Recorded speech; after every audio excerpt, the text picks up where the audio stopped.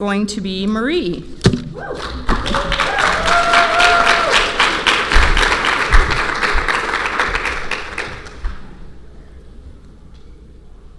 I'm an addict. My name is Marie.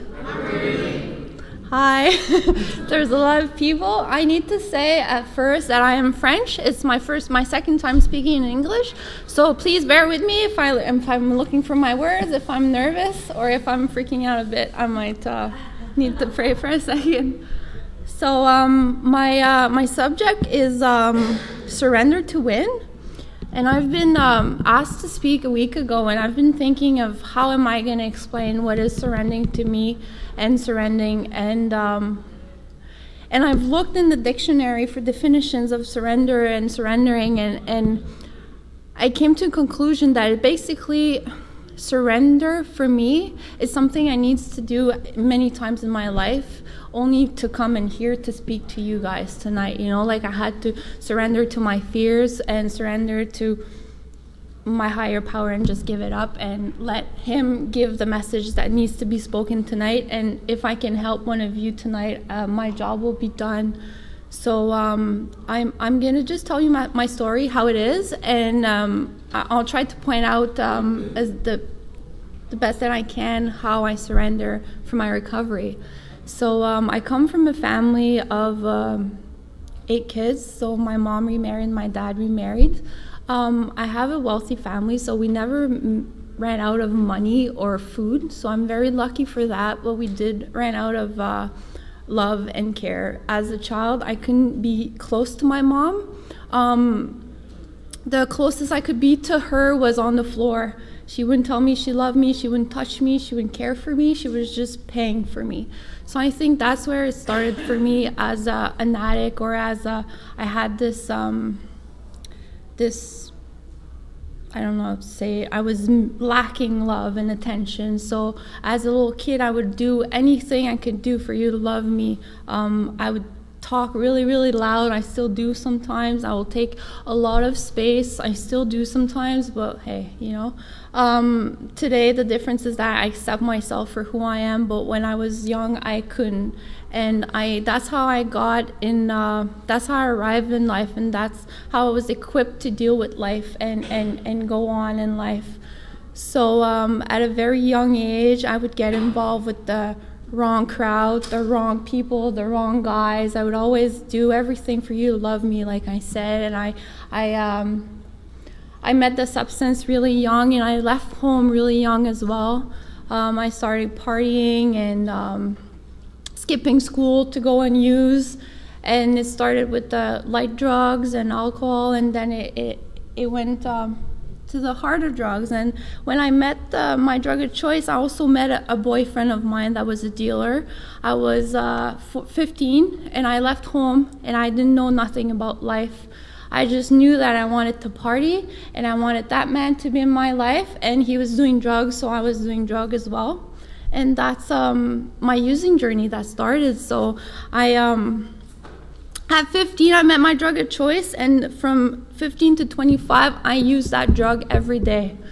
And it was easy for me at first because I always had it. We always had it until we got into debts and that we couldn't pay the bigger person on top of us, you know.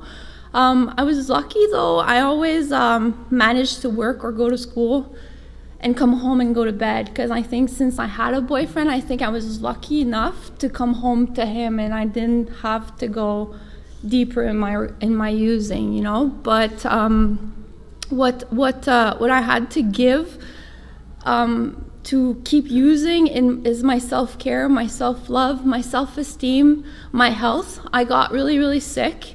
It started with nose damage. I went to the doctor, and he was like, oh, well, you have holes, and I'm sure anybody in here can relate to that. I got home that day, and I'm like, oh my God, I tell my partner, I'm sick, I have holes in my nose, I can't use anymore. And half an hour later, I had the pusher knocking on my door, you know. I went to a point that I started losing everything, and I started losing myself. And for me to know, like the shock to know what the drugs were doing to my life on the spot, it was a horrible thing, but half an hour later, my addict was there, and he didn't give a fuck, of my health. All he wanted was me to get high, and that's what I would do. And I don't know if any of you have been in a relationship with your drug of choice, but it's so hard. Like, one day I would be like, okay, tomorrow we're not using, and the next day you would be like, just a little bit. I would be like, oh, okay. And then the next day would be him that would be like, okay, tonight we're not using, and I'd be like, fine. And I would be the one coming home with the drugs, And I used to say that I was a different addict. I was different than all of you because I would get up in the morning and I would go to work every day. I didn't lose my job. I did not pay my rent. I always pay my rent on time, but I was asking my mom for money for food, but it was really for food, but my money was going for drugs. So that's how my addict lied to me throughout my using, to tell me that I was okay, I was better, because I was using just a little bit every day and I would go to bed, but you were using a lot every weekend. You had a problem because you would spend $500 in the night, but I would just spend $100 every day.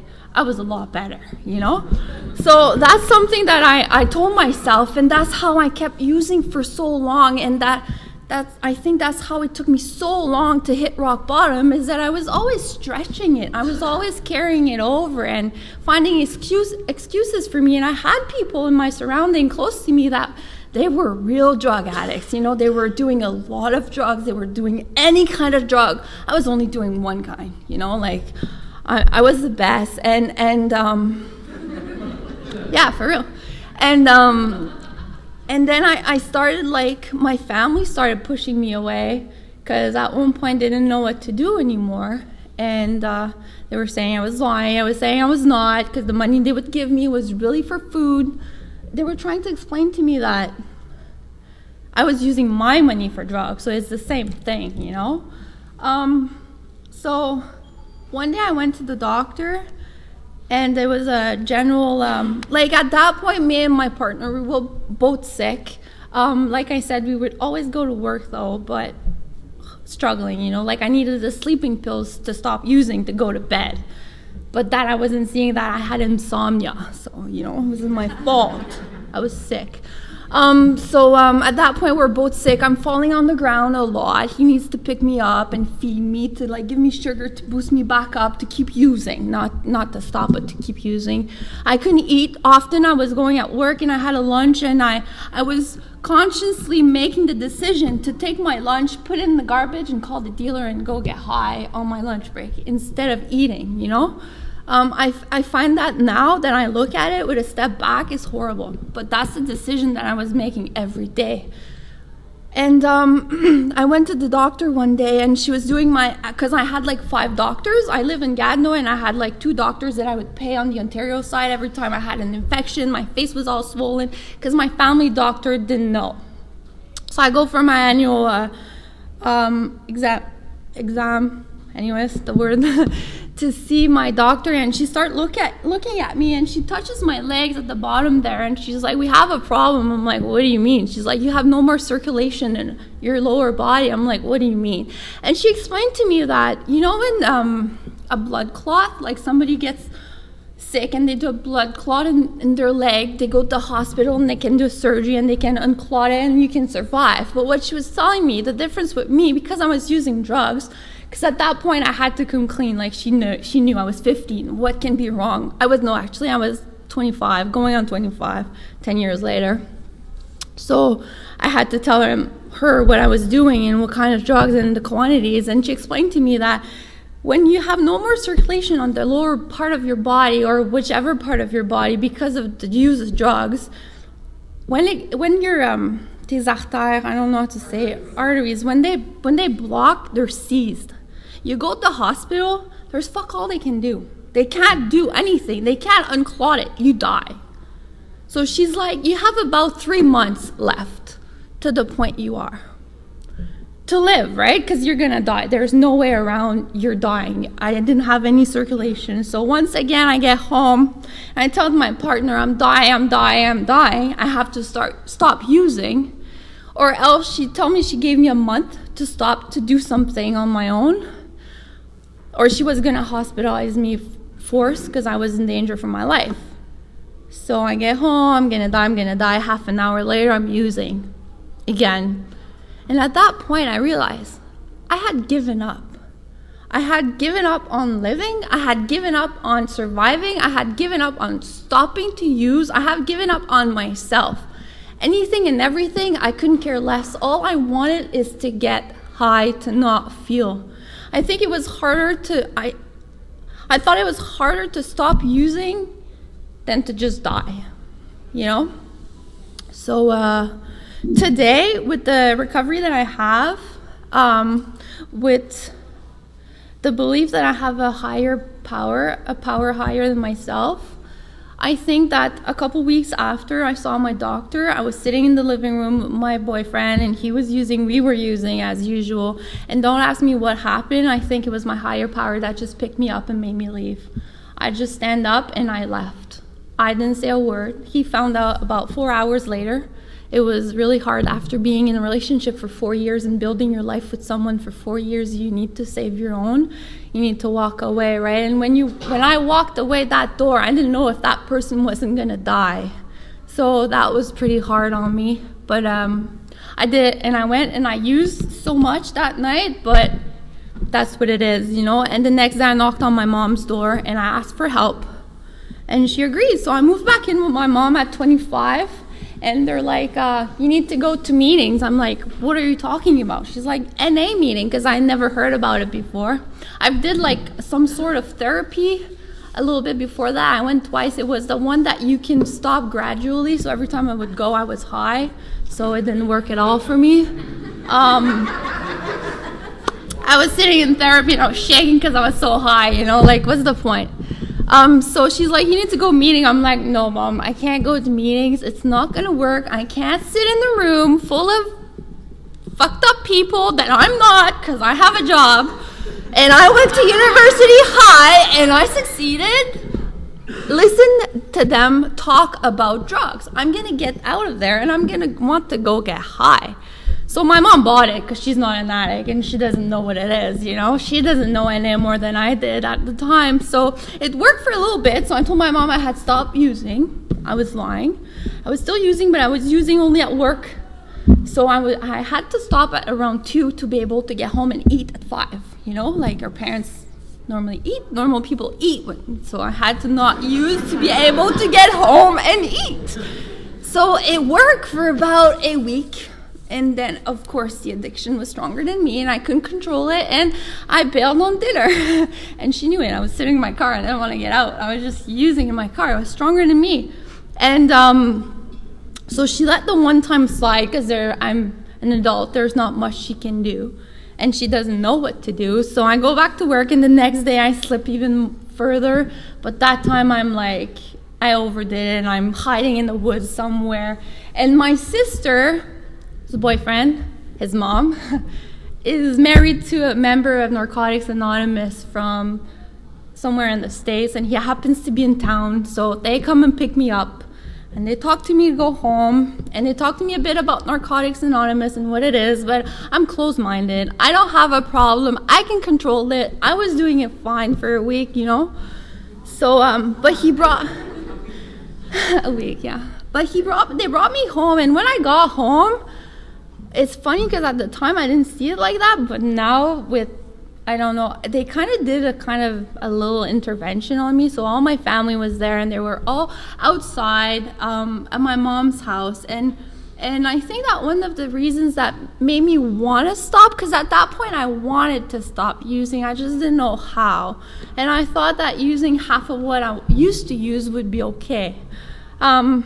Is my sister got a little baby, it's Jeremy, and I remember when he was born, I was so high I couldn't even hold him in my arms, and I promised that I wouldn't be high, and I was, you know. And when I got there, he was newborn, he was a little small, and the first thing I did, I was ashamed, so I went and I picked up Jeremy and I took him in my arms and I went back in the house to avoid everybody, right? Because that's what I do. I'm an addict, so I don't want confrontation. I don't want to talk about my problems. I certainly don't want to admit what I'm doing, you know? But it didn't work. So my sister followed me in the house, and she grabbed the baby and she said, no, this is it. Like, you either go to meetings. She handed me a list of meetings. It was a Sunday night. She gave me a list of meetings, and she said, you either go or you're out. Like, we can't deal with this anymore. It's too hard on everybody. So once again, I think it's a higher power that held me up to do that move that day, because before, that would have been just an excuse to run and use more. You're rejecting me? Fuck off. I'm going to get high, you know? But I jumped into my car and I drove to my first meeting. It was a discussion meeting, and on the French side, it's mostly speakers. So it was a discussion meeting, and I remember I was probably green. I was like 90 pounds. I had my hoodie on my head, and I had my sister on my phone, and she talked to me until I crossed the front door. And as soon as I got into the room of Narcotics Anonymous, there was a young girl sitting in the circle, and she just said, come over. So she pulled the chair for me. She says, sit down, listen, you're not going to understand half of it. It doesn't matter. There's one important moment for you at the end, and it's the newcomer moment. Please get up and go get your key tag. That's all I'm asking for you. So that's what I did. I sat there and I listened. I didn't understand a freaking word that was said in that meeting. I don't remember none of it. But I stood up and I went and got that key tag. So I think that's the first time that I surrendered. That's the first time that I surrendered to my addiction, that I surrendered to my family, that I surrendered to myself, and that I was admitting first off to myself that I was an addict, that I was dying, and I needed to do something about it. So I didn't stay clean, but what I did though, I went to a meeting every day from that day on, and every day I would get up and go get a key tag. I would relapse every day. I would use every day at work. That was my last little struggle. I would eat at night. I would make it on time to eat dinner, but I would still use again on my lunch break. And but the woman's, because woman came to me, and I was very lucky. That woman came to me in that first meeting, and what they told me is, you're not going to understand, but just keep coming back. Keep coming back and keep coming back and keep getting up and pick up your key tag, and one day you're going to feel that it's enough, that you don't want to go back to pick up that freaking white key tag, and it's going to work. So I'm like, fine, that's what I did. So I did it. I went every day, and I was crying. I was so ashamed to go back every day. It was like failure day after day. But after that, I took it and I sat down, and people will come and hug me. I needed so much love and attention and affection when I got into those rooms that it at one point it worked, you know? Like, I kept coming, and it was funny because my mom, she didn't know much about NA, but she's like, hey, so how come you're always coming back with a white key tag? So I'm like, oh, Mom, the first 30 days, you always get a key tag, every day.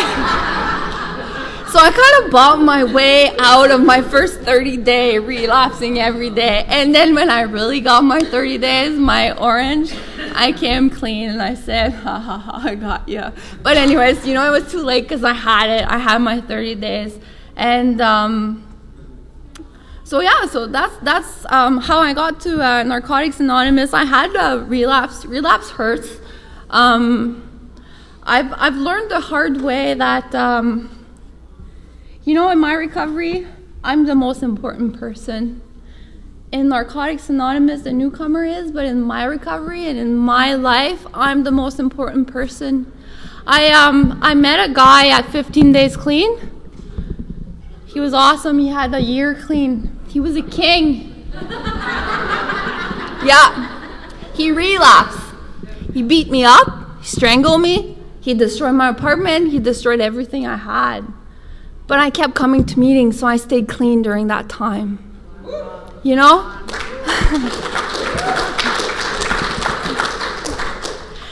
That's the beauty of Narcotics Anonymous. At one point, there was other women in the rooms that had went through what I was going through, and they were able to direct me to go see the people and the help that I needed, because they say it. If we need exterior help, we are allowed to go get it. We need to go get it. At some point, I had to put a stop on my step work and on my service and on my stuff, because I was dying in another aspect of my life. You know, I needed to go get help. I needed to surrender again to be able to stand up again. And that's what Narcotics Anonymous is bringing to me.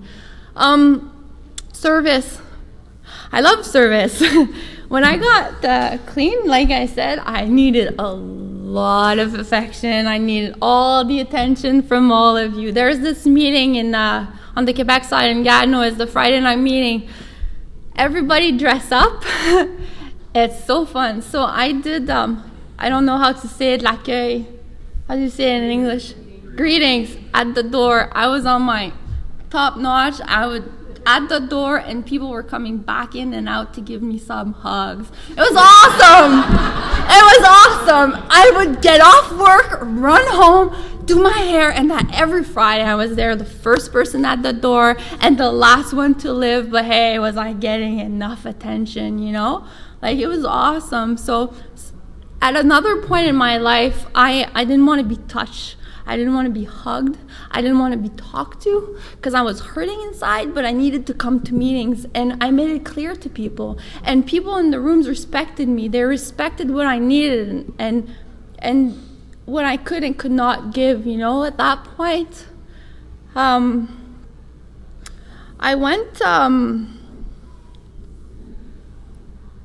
I went through different positions of service in Narcotics Anonymous, and they're all awesome. They all brought to me different things and made me grow in different ways, from breathing to secretary in a group. I've learned that, once again, my recovery is the most important thing in my life. I had to remove myself from that position because I was in danger. For some reason, that area wasn't safe for me anymore, so I had to put humility in my recovery and in myself, and accept the fact that I had to go do service somewhere else and not take it as a failure, you know. Then you can do service in the big thing like Orkna, which is also awesome.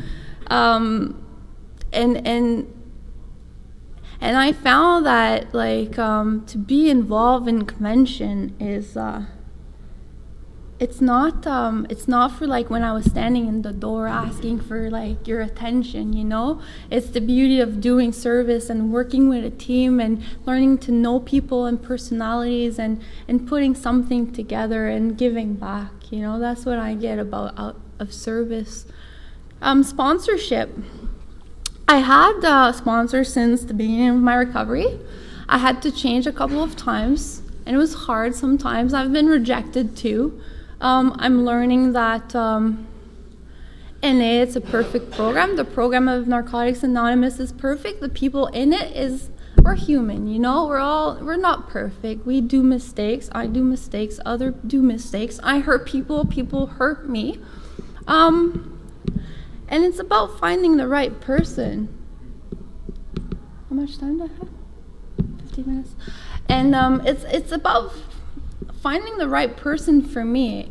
And this time I'm so blessed. I'm so grateful to have found the sponsor that I have. I can go to her to pretty much everything. Right now I'm dating someone outside the rooms, and I don't know if some of you have tried that. It's hard. Man, it's hard. Like, I call my sponsor sometimes and I'm like, I'm explaining this and that to him, and he doesn't understand. And she takes the time to explain to me that I'm so lucky to be in Narcotics Anonymous because I learned to talk about my emotions. I learned to set boundaries. I learned to tell people to show people how they're going to treat me now. I don't let people treat me the way they want to and then be a victim in that, you know? And sometimes I think, and I'm like, man, am I so lucky to have all that? Like, this guy, he's gonna take a long time before he gets all that, you know? Like, man. No, but it's true. Like, there's luck in every bad luck, I think. I was lucky to have a couple sponsee, and that was hard, I found, at the beginning, because I'm a saver. I want to save everybody. I want you to not do what I've done. Like, don't get in a relationship. He's not a god because you have a year clean, you know? Like, go to meetings. I want to go pick them up and bring them to meetings, and I want to take their hand and bring them to the front to get their key tag like I did, to feel the shame and the hurt and everything that comes with it for them to like come back for themselves, but I can't. So it's about surrendering to that as well, you know, and letting go and letting God and not trying to control everything, because I like to control, but I'm working on that. Hard. It's like my boyfriend, he's not an addict, so buddy, you can go out, not with that person and not in that bar. You know? Yeah, that's me wanting to control, but so that's what I find hard about sponsoring. I just want to be a saver. I don't want people to hurt. I don't want them to do the same mistake as me. Step work. I've noticed that every time I was going through something in my personal life, that I would sit down and work my steps, something would come out to help me in the present moment. Something will come out and help me deal with what I'm dealing that day at that moment, or close to, or, you know, like make me reflect on that and figure it out. Or it will make me call my sponsor about the step, the question, and it will help me grow. And if it doesn't, then I need to keep writing, you know? So steps are very important in Narcotics Anonymous. It's a 12-step program for a reason. Work your step. Last year, I had to go for surgery. And so when I went, they said I had a cyst on my ovarian. When I went there, they did the surgery, they opened me up, and 2 months later, I was still in pain. And when I went back, they told me I had a disease, whatever. And so I had to go through a treatment. And treatment is, I'm going to be 30 this month. So they put my body in menopause. They were injecting me every month, a shot in my ass, and it gave me menopause. So I had all the symptoms of a woman being menopausing at 29. It was horrible. Okay, and like the only person that would understand me is my mom, because she's menopausing right now. But the thing is that menopause is hard when you're 50, but when you're 29 and it's injected to your body, it's like you get the anxiety. You know, when I used to use and I would use too much, I went out of control and I was shaking. I would feel all like the anxiety. That's how I felt for 6 months. It was horrible. Bring me back right there by a treatment because you're sick. It was so hard. They put me on a bunch of medication. I have friends here that were here, and my family, my sister could not understand. You know, the day I got surgery, she has a florist, and the day I had surgery, she's like, hey, come do deliveries for me. I'm like, are you sick? I can't even walk, you know? But the people of Narcotics Anonymous, though, they never questioned my condition. They never asked me question. If I was a bitch, because you know menopause comes with hormones and mood swings, so they never questioned it. And that's another thing that I've learned in Narcotics Anonymous, is that your family is not necessarily blood.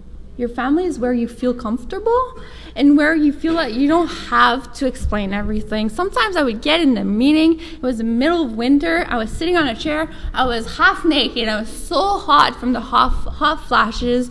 You know, like I was pissed off for everything, and everybody would just give me a hug. I love you. I love you. I love you. You know, that's the beauty of Narcotics Anonymous. After I did that treatment, I went back to see the doctor this year in January, and they told me that the treatment didn't work. So it was all back, and my first reaction was like, fucking treatment shit stuff didn't work. I was sick like a dog for nothing. But during that summer, I was so sick, and my program showed me that I need to take care of myself. A couple of years ago, I would have been sick like that. I would have not taken care of me. I would have been partying, and but Last summer, I was forced to go to the cottage, close my cell phone, just take care of me and find peace with myself and surrender that maybe the treatment wouldn't work, So when I got the news, yes, it was hard. Yes, I've been told that I could maybe not have a child and not be a mom, and that was hard. And that was another thing I had to surrender in my life, That was really hard. But 2 months ago, I found out I was pregnant. So, if I would have not been in Narcotics Anonymous, I would have probably went back out and used when the doctor told me that. Because every mom, every woman, every man in this room that wants to have a child, when you're told that you did a treatment, you were sick like a dog and you can't have a child, it's a fucking bad news, And a month after that, I had a car accident, I lost my car, I lost my job. It was like, fuck. When this shit gonna stop falling on me, 2 months later, I got the news I was pregnant. So life is good. It's about surrender to win, right? It's about getting back up and keep moving. And going to use is not gonna change anything. If I would have went back out and went and used and then find out I was pregnant, maybe I would have lost that child. Maybe it would be sick or whatever. So I'm so grateful to be in these rooms, even if sometimes I want to go out and I want to party like my boyfriend and I want to be like everybody else and I want to do what everybody else is doing.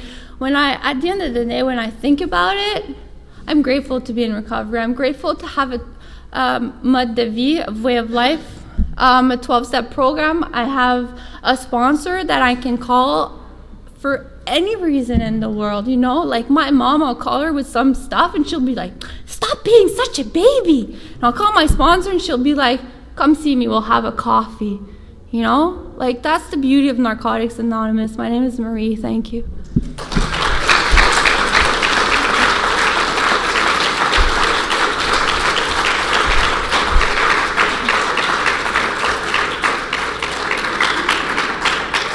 Thanks, Marie. And our next speaker is Meredith.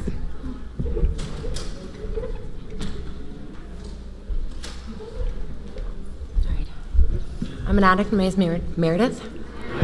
I'm super nervous, and I've been telling myself for the last couple weeks that this sure is going to be different, right? Because I'm at a convention, right? And it's different, and only ORCNA speakers speak at ORCNA. Why are they asking me to speak? And I had a friend remind me before this that no, it's just sharing, right? And I don't know if anyone in the room can relate, but I'm a bit of a perfectionist.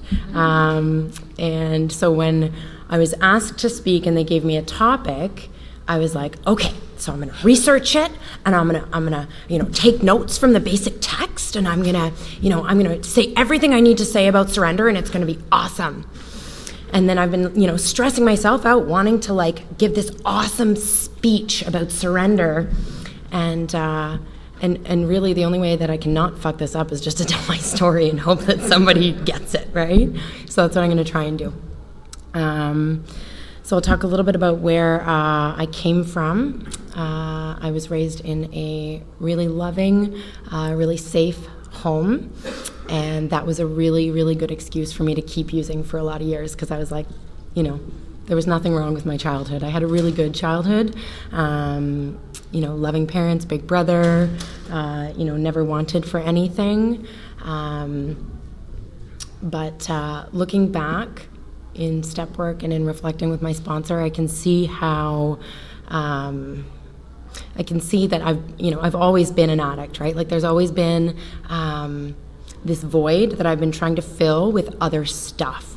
And so it started with attention and being different and special. And that was the thing that I sought outside of myself to make me feel whole.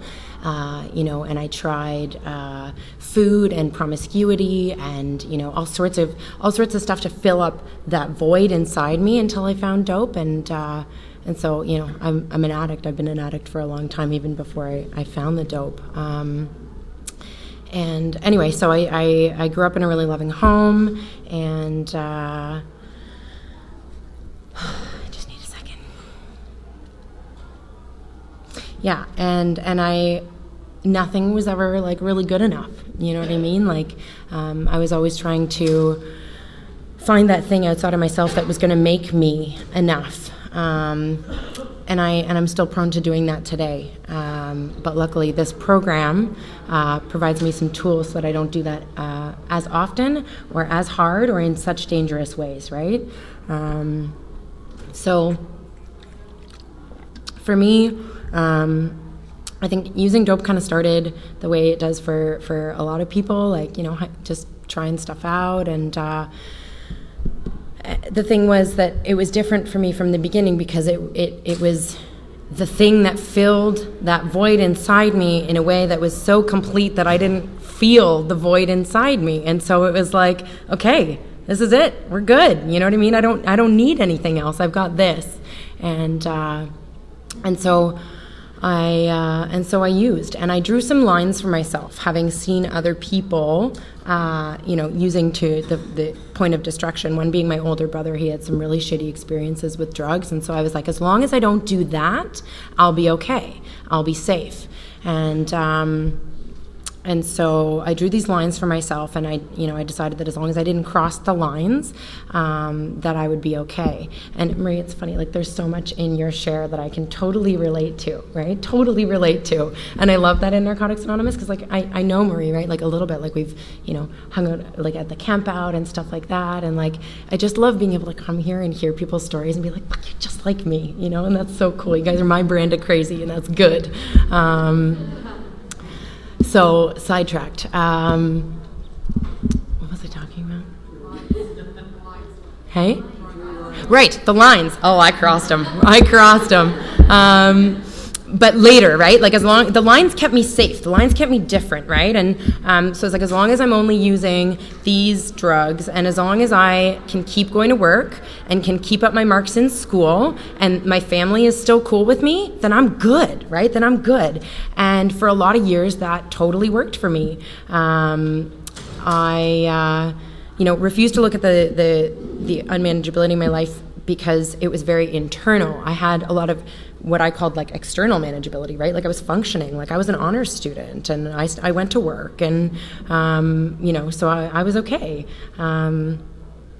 But for me, step one talks about unmanageability, and that unmanageability has always been inside me, and I didn't have a whole lot of external unmanageability in my life, like, abuse in the home or like losing everything. My unmanageability was inside, right? Hating my own guts, and just truly believing this disease when it told me that I was just a worthless piece of shit. I moved around a lot when I was a kid, and I see now that I moved schools every year until high school, basically. And so I got really well trained in being a chameleon, right? Like being whoever I thought you wanted me to be. And in doing so, I fed my disease because I never really figured out who I actually was. I never really figured out how I actually felt about things or, what my values were. I just so desperately needed you to accept me and love me.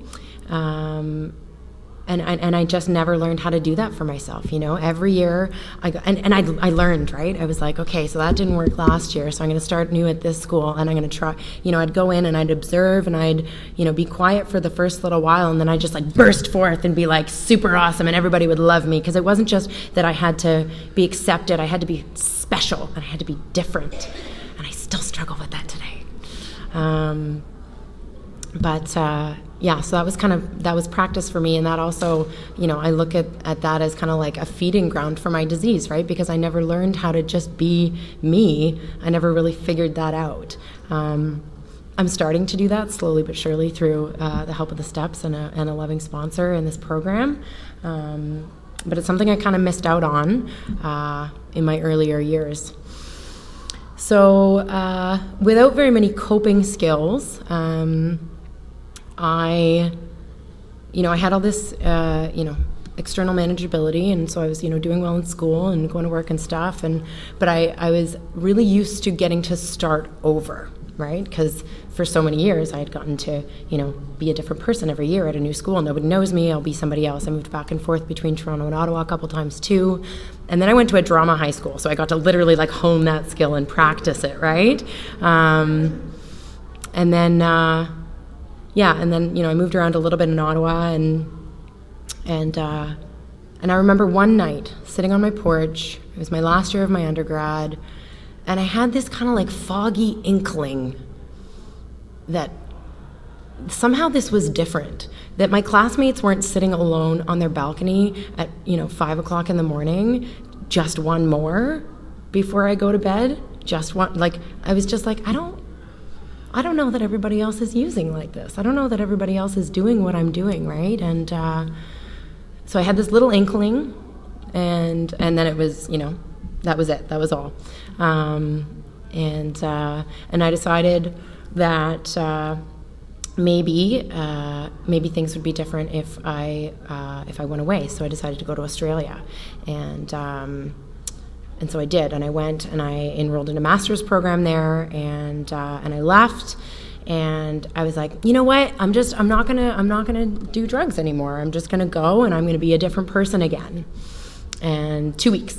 I got 2 weeks in, and I found the people, right? I found the people, and I kept using, but it was getting worse because I was starting to see more how it was impacting my life, right? Because like I'm in this beautiful country, like as far away from home as I could possibly get without coming back, and all the other international students are off on a trip, but I already spent all my money, right, on dope and alcohol, and I can't afford to go. And that started to kind of like, I could kind of start to see that like that's not normal, and I manipulated the shit out of my parents for money because, I'd been doing that for years. I have a raging sense of entitlement, and they took care of me, right? They've always taken care of me. They've always bailed me out. With the best of intentions, right? Because they love me, and so I just kind of believe that I deserve that. And so being in across the world, I realized like I can get so much more out of them because they're fucking terrified that I won't make it home otherwise, right? So, lots of things happened while I was over there, like how many times I got robbed and like, oh my God, not the case. But yeah, I, just classic addict behavior. And I came home from Australia when the money ran out, and my parents had come to visit me, and they, I think they could kind of see that I wasn't okay, even though I still had, my external manageability. I was starting to feel it more too. It was starting to show. I was really unhealthy. One of the manifestations of this disease for me is eating disordered behavior patterns, where it's like, the extremes, right? Because us addicts were extreme, right? It's like severe deprivation or like way overconsumption, and there's nothing in the middle, right? And so I was treating my body really badly, and I was really unwell. And I think they saw that, and so they kind of drew the line. They were like, no more money. You have to come home now. And so I came home, and I was not very happy with myself because, don't you know I wanted to do all these things while I was over there, and I didn't.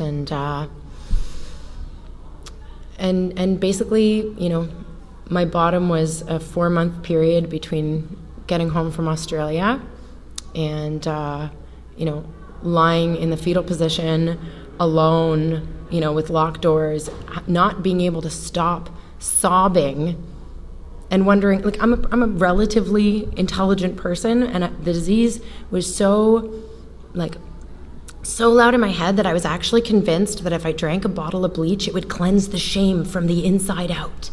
Like, that was a real plan for me at that point,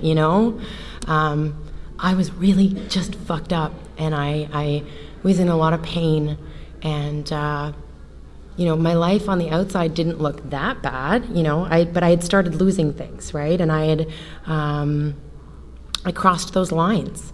Because all those years, like in my teen years and early 20s, and then going into like traveling and stuff like that, I stuck with my boundaries around what I was going to use, because that kept me safe, right? And when I got back and shit started to fall apart, I crossed those lines, and that scared me so much, because I had stuck to them for so many years that I was like, oh God, what next? What fresh hell is possibly waiting for me if I'm willing to do this now? And then I lost some things. I got sick, and I put myself in really dangerous situations, and as a result of that, I was planning on running again, because it worked so well for me the last time. I was like, okay, yeah, insanity, do it again, see if it works differently this time. So I had landed myself a job in Honduras, and I was going to go teach at an international school. And 2 weeks before my flight was scheduled to leave, I went to see my doctor to sign my medical certificate, and she refused. She said no. This woman's known me since I was 11 years old, and she said, no, I'm not signing shit. You're not going anywhere. You need to do something, And, I was devastated. I was full of despair. I hated my own guts. I was lying to my parents so that they wouldn't have to see me, because I just couldn't stop crying. And then I stopped going to work. And at this point, I just crossed all the lines, right? Like my relationship with my family, the work, you know what I mean? Like everything it was like, okay, well, I'm a mess. And my higher power is loving and caring and kind, and sent somebody who knew me just enough to get me in the car, off the floor and into the car, into a meeting of Narcotics Anonymous. A dear friend of mine who got clean 6 months before I did, and she took me to a meeting, and I was high, and I cried the whole time, and I'm pretty sure I said, I think I'm an addict. And I went home and I got high, but I was like, I gotta do something, and I did. And for me, because of my patterns in my life, I was like, I'll go away somewhere and get better.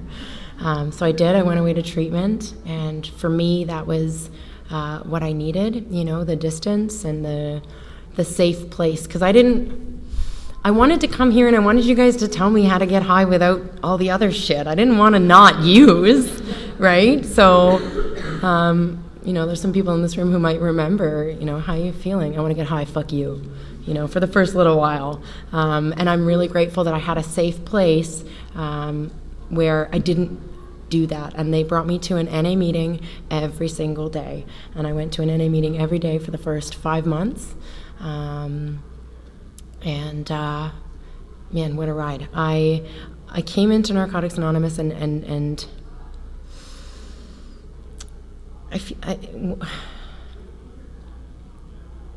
this program has given me a life that I couldn't have possibly imagined for myself, in the simplest and the biggest of ways, right? Like, I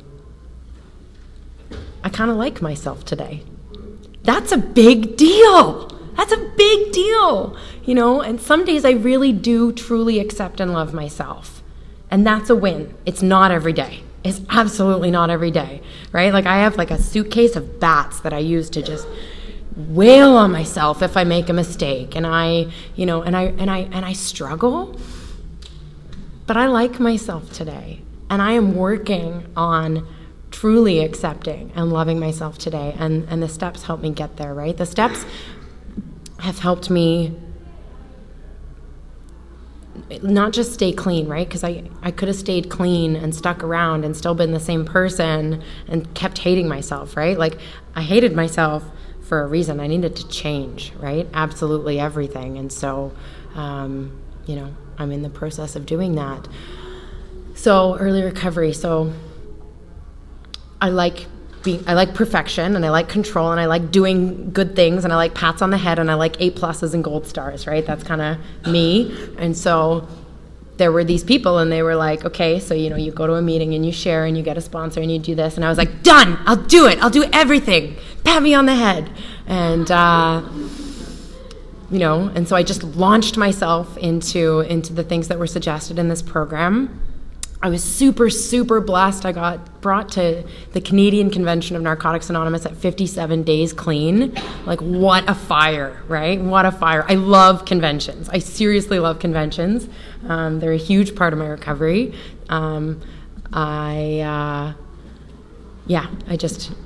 This weekend's going to be great, guys. I'm really excited. So that was huge for me, getting to look around and see like thousands of addicts and hear these people who are like, an unfathomable amount of clean, right? Like, I'm not even 2 months and they're like, 30 some odd years. And, but it helped me to start to believe that this was a real thing, that people were getting better, that people were having lives, that, just that sense of identification. I don't know. It's the empathy and the sense of identification that I find in Narcotics Anonymous are one of the greatest gifts of my entire life, because I walked around for my entire life just not feeling truly ever a part of, or like I belonged anywhere. You know what I mean? Like, I was always trying so hard, but I never really fit, and I never really stuck around long enough to know. And like, I fit here, I belong here, like picking up the basic text and bursting into tears because I'm like, somebody wrote that book for me. It's about me, and I still feel that way when I hear people share, and I'm like, God, I can relate to that. I too want to control everything, and that's painful. It sucks, and it's kind of where I'm at in my life right now. I'm in a process of surrender. Like, everything in Narcotics Anonymous for me is practice and process. And that's impossibly difficult for me because I want perfection and I want immediacy, So practice and process to me are like, why? But I'm practicing, and it's not pretty. It's not pretty a lot of the time. But you guys get me, And I have a sponsor who gets me, and not only does she get me, but she shares who she is with me so that I know that I'm not alone. That was, and speaking of launching, right? Like, so they told me, do all these things, get a sponsor. So I asked the first woman who I thought would be a good sponsor for me to be my sponsor, and she said no, and I was devastated, right? I'll never have a sponsor. I'm too difficult. Nobody will ever love me. And not the case. So I asked a second woman, and she said no, and the whole process again, right? And I'm like, and comparing is a big struggle for me, and so I'm like, they all have sponsors, and I don't have a sponsor, and I'm different. And then this woman walked into the treatment center. We had speakers every Friday night, and she spoke, and I was just like, no way, that's the one. And I like just attacked her after she spoke. I'm pretty sure I didn't even ask. I said, sponsor me. And she was like, whoa, we got to talk about that. Got trust issues, back up. And she's been my sponsor ever since, and I feel really blessed to have that, right? Because Narcotics Anonymous is teaching me about longevity in relationships and commitment and being vulnerable, and allowing myself to be vulnerable enough to be seen by another human being. And it really helps when that person is willing to do the same, And I think that's one of the most beautiful things about this thing, is that we do that together, right? It's not me standing up here and telling you all about me, and you guys are all going to be like, ooh, she's crazy, and not tell me anything, right? You're going to share with me too. So, step one, powerless, unmanageable. Yeah. So I'm pretty good today at, I'm pretty comfortable saying, like, I am completely and utterly powerless over all dope, right? All drugs and like mind and mood altering chemicals, right? Accepting my powerlessness over addiction is more difficult for me, because addiction is this disease that is just like in all areas of my life, right? Like, it's not just the dope, it's my thinking and my perception and my sense of proportion and my inability to put things into perspective and proportion. And so I have to practice surrendering every single day. And sometimes I'm saying the words by rote and I'm not really giving it up. I'm not really turning it over. I'm not really, and sometimes I do, and there's this blissful moment of like, and then something happens. I'm like, yoink, I'll take that, and I'm going to control all of this. Some areas are more difficult for me than others. My work, my career, I have a really hard time surrendering to the fact that I don't know what that's going to look like, 6 months, a year, however long from now. And so I have to keep practicing, and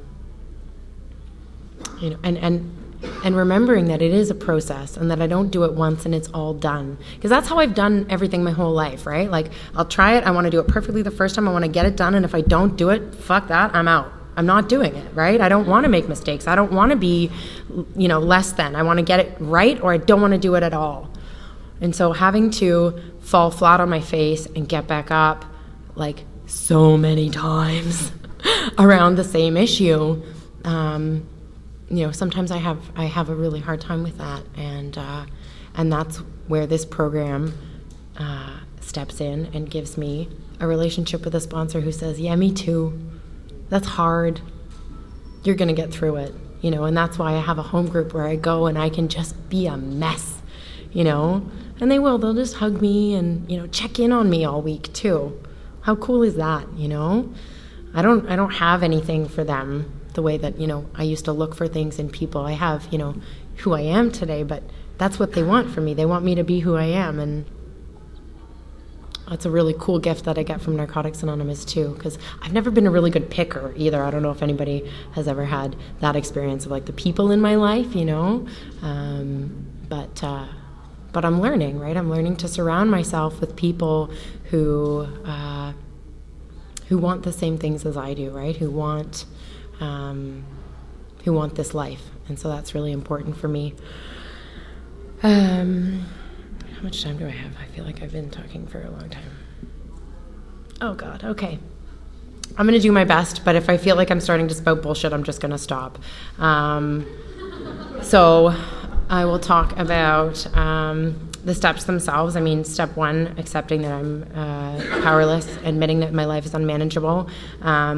If I'm not willing to admit my powerlessness around an area, I will become unmanageable, and I'm in that process right now with my work. I've spent an agonizing number of hours editing, the little, everything on this, one document to be sent off for this application, and just countless hours agonizing. And it's almost a form of being mean to myself, right? Because it's been ready for a while, right? But I'm staying in that fear place of I just got to double check. I got to check again. Well, I sent it off today, and that feels good. And now comes the practice of surrendering to the fact that I did the footwork and it's out of my hands now, right?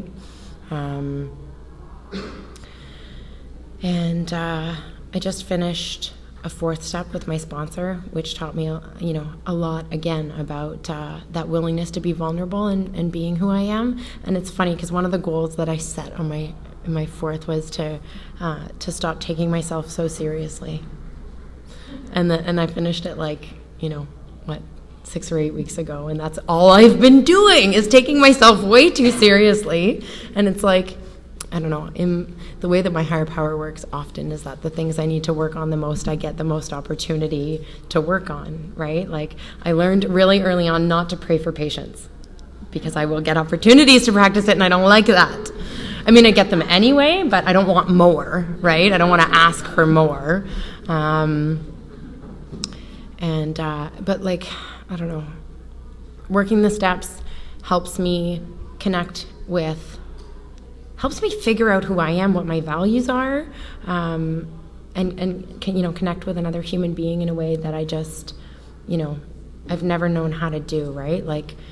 Sponsorship is just such an extraordinary gift, because not just for the steps either, right? Because I showed up here not knowing how to feed myself properly, or, treat myself, or treat other people, or, like all these basic life skills that I think a lot of us, that I showed up here without.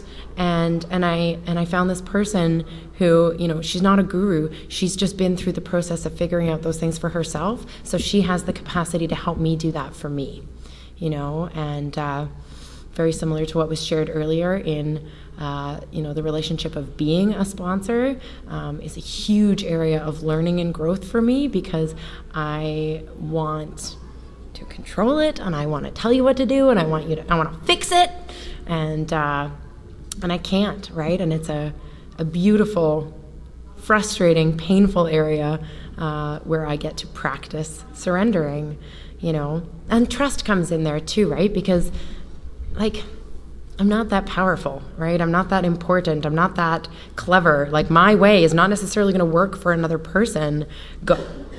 My higher power and her higher power and your higher power, that way is probably going to work. And I don't necessarily know what that is. So I'm learning to just share what I've got and hope that helps, in the same way that my sponsor shares what she's got and hopes that helps. Yeah, and then and service and self-care. Those are kind of like my pillars, right? Step, sponsor, service, and self-care. I started doing service because I wanted everybody to look at me and like me and pat me on the head. I would just run around all the events in London, being all look at me, look what I'm doing so great, and somewhere along the line, I started to feel like, hey, this is really cool. I'm a real part of something, And all of you people who watched me as a newcomer, fluttering around, trying to be all important, you guys, didn't laugh at me. You laughed with me. You know what I mean? And let me grow through that. And I'm super grateful for the people that come before me for that, letting me be a, crazy newcomer and loving me anyway. And service helps me feel a part of, and it helps me feel like I have value for being who I am, for bringing what I've got to the table. And it helps me feel like I have a voice, but just the one, not a better than yours, bigger than yours, more important than yours. But I have a voice, and it's a part of this, and it's, I don't know, my very first experience with unity, right? Being a part of service. And I'm not perfect at it. I still sometimes want to be all like, hey, look at me. But I'm working on it. And self-care.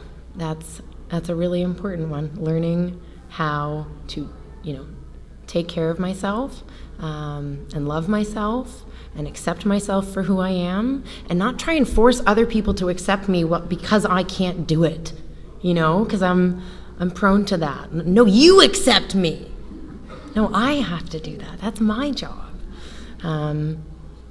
But, I've got patterns that have been ingrained in me for a lot of years, and it's going to take some years of work for that to change. I don't get to just be, where I think I should be overnight. That fucking word should. Plays a really big role in my head.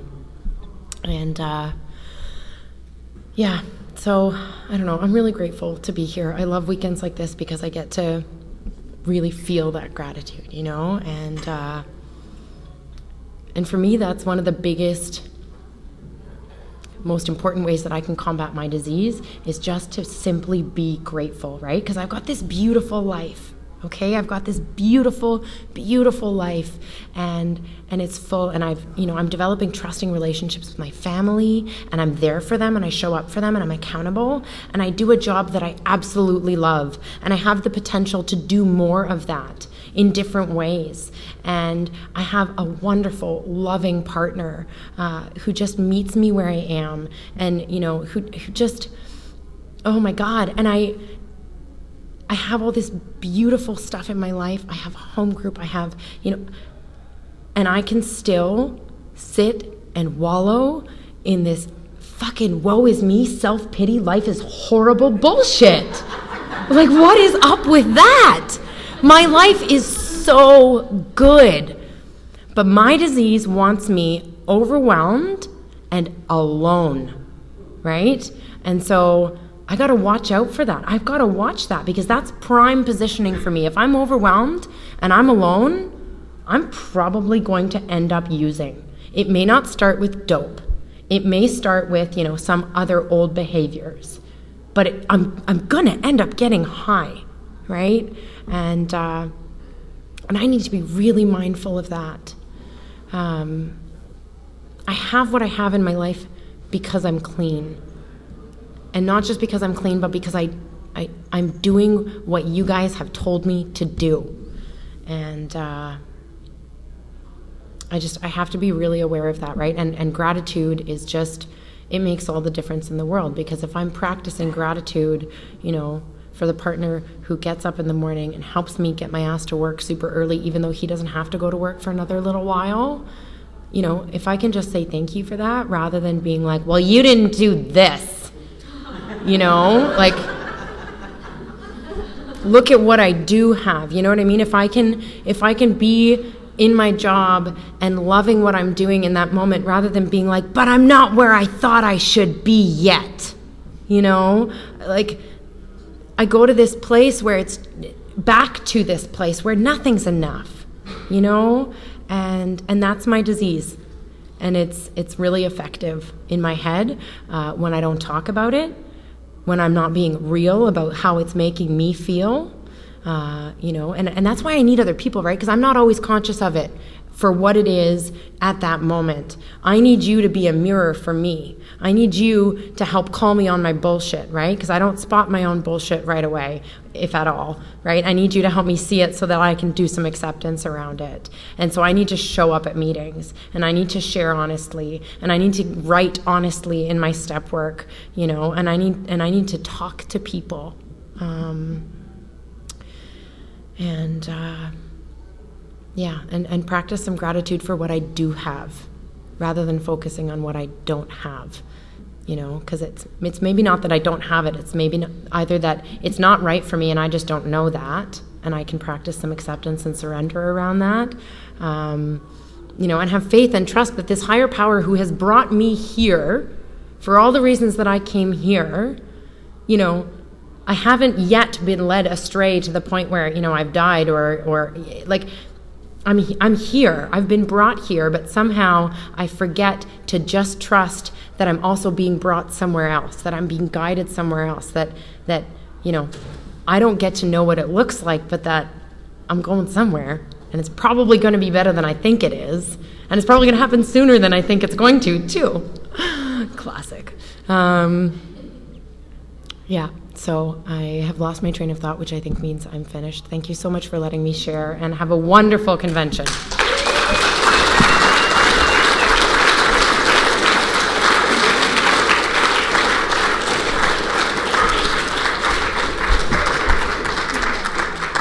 All right, well, on behalf of ORCNA 28, I would like to thank Marie and Meredith for sharing their experience, strength, and hope with us. Please join us in a circle to close this meeting with the we version of the Serenity Prayer.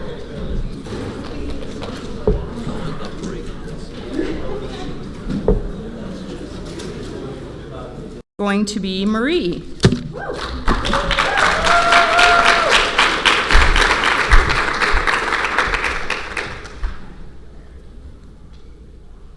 I'm an addict. My name is Marie. Hi.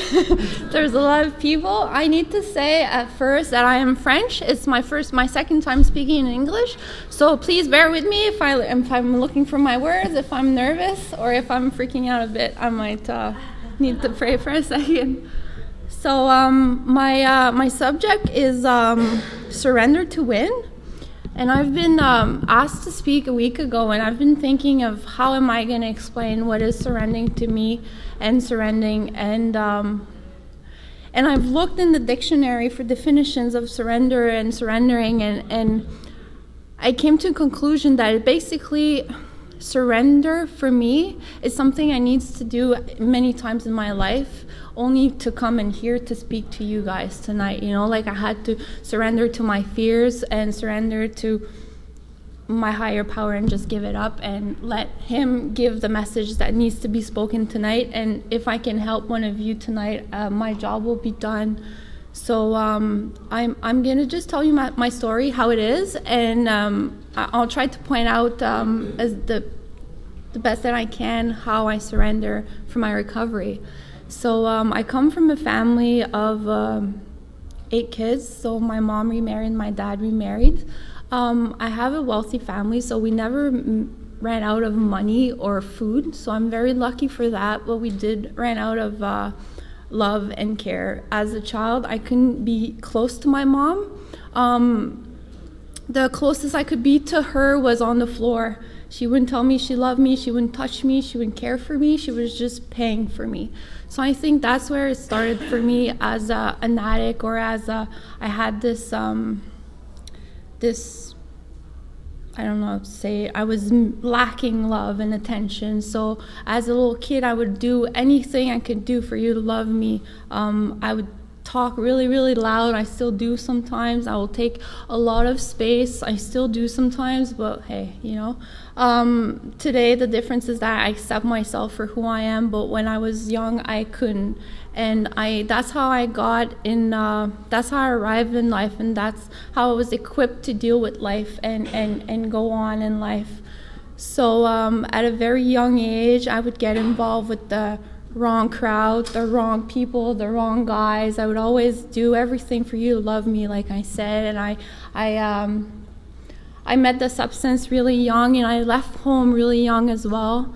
I started partying and skipping school to go and use, and it started with the light drugs and alcohol, and then it went to the harder drugs. And when I met my drug of choice, I also met a boyfriend of mine that was a dealer. I was 15, and I left home, and I didn't know nothing about life. I just knew that I wanted to party, and I wanted that man to be in my life, and he was doing drugs, so I was doing drugs as well. And that's my using journey that started. So at 15, I met my drug of choice, and from 15 to 25, I used that drug every day. And it was easy for me at first because I always had it. We always had it until we got into debts and that we couldn't pay the bigger person on top of us, you know. I was lucky though. I always managed to work or go to school and come home and go to bed, because I think since I had a boyfriend, I think I was lucky enough to come home to him, and I didn't have to go deeper in my using, you know. But what I had to give to keep using is my self-care, my self-love, my self-esteem, my health. I got really, really sick. It started with nose damage. I went to the doctor, and he was like, oh, well, you have holes